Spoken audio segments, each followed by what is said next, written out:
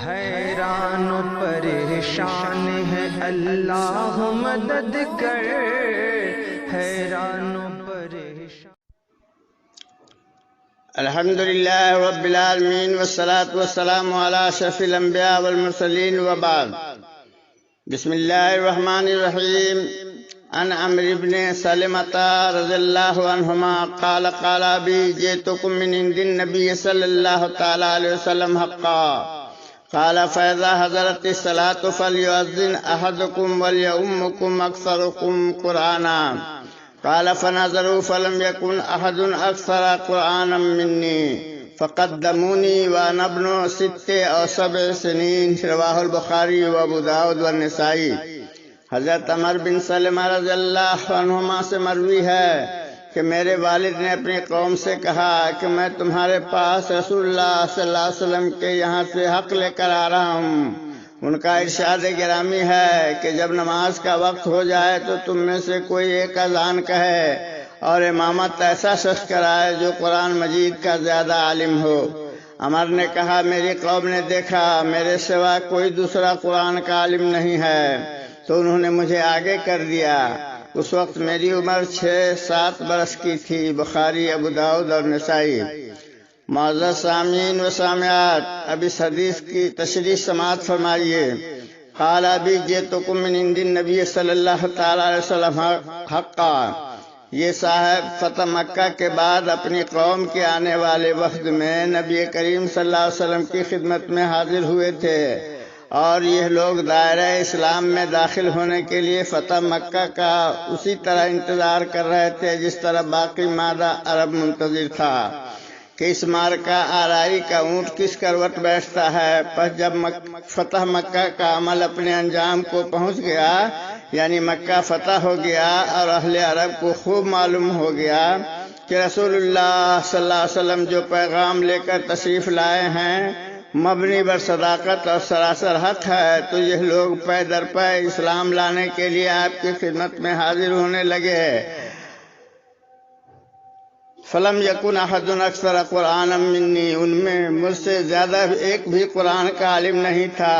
اس کا سبب اس نے یہ بیان کیا کہ ہم لوگ آپ کی خدمت میں حاضر ہونے کے لیے جا رہے تھے کہ راستے میں ہمارے پاس سے لوگ گزرتے تھے اور ہمیں یہ اطلاع دیتے تھے کہ رسول اللہ صلی اللہ علیہ وسلم نے یوں ارشاد فرمایا، اس طرح فرمایا۔ میں چونکہ ابھی بچہ تھا، ان کی زبان سے سن کر قرآن مجید کا کافی حصہ ازبر کر چکا تھا، اس لیے میرے قافلہ والوں نے مجھے اپنے لیے بطور امام منتخب کیا۔ معزز سامعین و سامعات، یہ حدیث دلیل ہے کہ نابالغ فرض نمازوں کی امامت کرا سکتا ہے۔ جب فرض نماز کی امامت درست ہے اور صحیح ہے تو نوافل کی جماعت بالاولیٰ کرا سکتا ہے۔ خلاصہ کلام یہ نکلا کہ اس حدیث نے امام کے لیے ایک اصول مقرر کیا ہے کہ جو قرآن مجید زیادہ جانتا ہو امامت کے منصب کے لیے اسی کا انتخاب کیا جائے، جیسا کہ عمر رضی اللہ عنہ کو اس کی قوم کے لوگوں نے منتخب کیا۔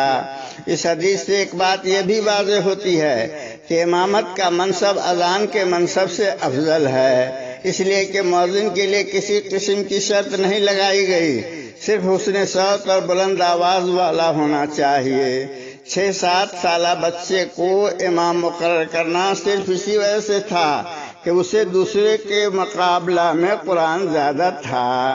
حسن بصری، امام شافعی رحم اللہ، ابن راہوی رحم اللہ اور اہل حدیث اسی کے قائل ہیں کہ نابالغ لڑکے کی امامت میں بڑے بوڑھے لوگوں کی نماز درست ہے، مگر امام مالک رحم اللہ اور امام ثوری رحم اللہ وغیرہ اسے مکروہ سمجھتے ہیں۔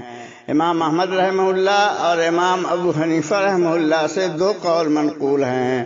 دونوں میں مشہور قول یہ ہے کہ بچہ نابالغ کی امامت میں نفل نماز درست ہے اور فرض نماز جائز نہیں۔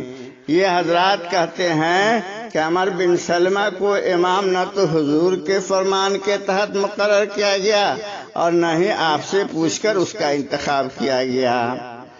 یہ دلیل اتنی وزنی نہیں، حقیقت یہ ہے کہ اس کا تقرر و انتخاب اگر درست نہ ہوتا تو نبی صلی اللہ علیہ وسلم کو بذریعہ وہی لازماً اسے آئندہ کے لیے روک دیے جانے کا حکم ہوتا، مگر ایسا نہیں ہوا، چونکہ اس کا تعلق اسلام کے بڑے اہم رکن نماز سے ہے۔ اس لیے اگر یہ درست نہ ہوتا تو اسے ضرور ممنوع قرار دیا جاتا، یا پھر نفلی اور فرضی امامت کی وضاحت کر دی جاتی کہ نفل میں اس کی گنجائش ہے اور فرض میں نہیں۔ ایسا بھی کہیں نہیں، لہذا قرین ثواب یہی ہے کہ ضرورت کے وقت ایسا کرنا بلا کراہت درست ہے۔ واللہ اعلم بالصواب، وصلی اللہ علی نبینا محمد وعلی آلہ وصحبہ اجمعین۔